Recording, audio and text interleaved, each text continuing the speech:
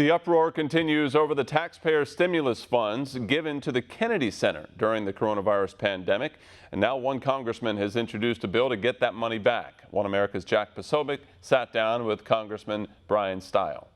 We're very excited to welcome here to One America News Congressman Bryan Steil from Wisconsin. He is pushing and fighting hard for transparency on this stimulus bill and is targeting the Kennedy Center. We've reported on that. We exclusively leaked the audio from the Kennedy Center president talking about how they were going to get this money and still push forward on layoffs. Now, Congressman, you've introduced a bill. Please tell us about it.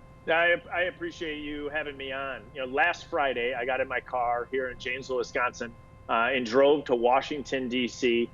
Because workers needed our help, because people were laid off. Our economy is in struggles, and we are fighting this invisible virus, and we need to make sure that our nurses and doctors have the equipment that they need to be able to take care of us.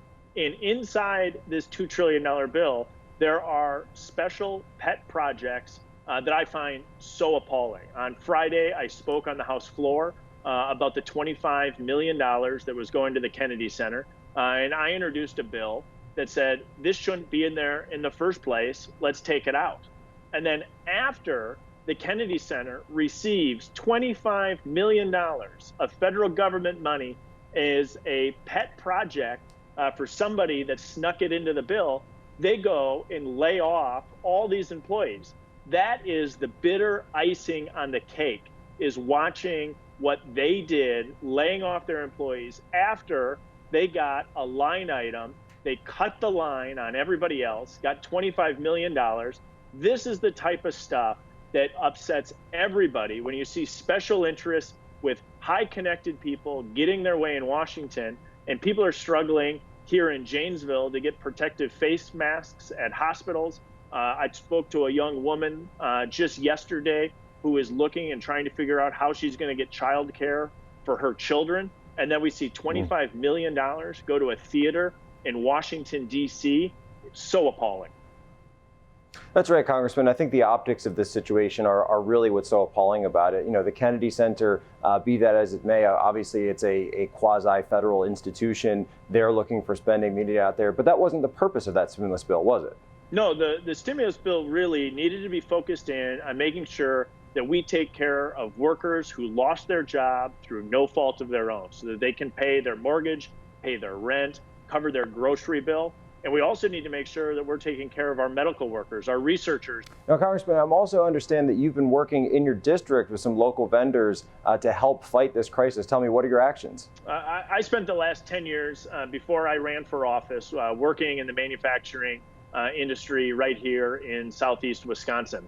And so as soon as I got calls from nurses and doctors that they needed help, I reached out to the manufacturing base, the private businesses right here in Wisconsin, and said, hey, if there's anybody that can help produce some of this needed protective equipment, give me a call, because I want to connect you to the president's task force to make sure that we get expedited review from FEMA and from the federal government. Congressman, I want to thank you for your leadership in stepping up at a time like this. I know that there are some people that are trying to play politics, but it really seems like you're putting that aside for right now and actually just focusing on the people on the front lines that need the help.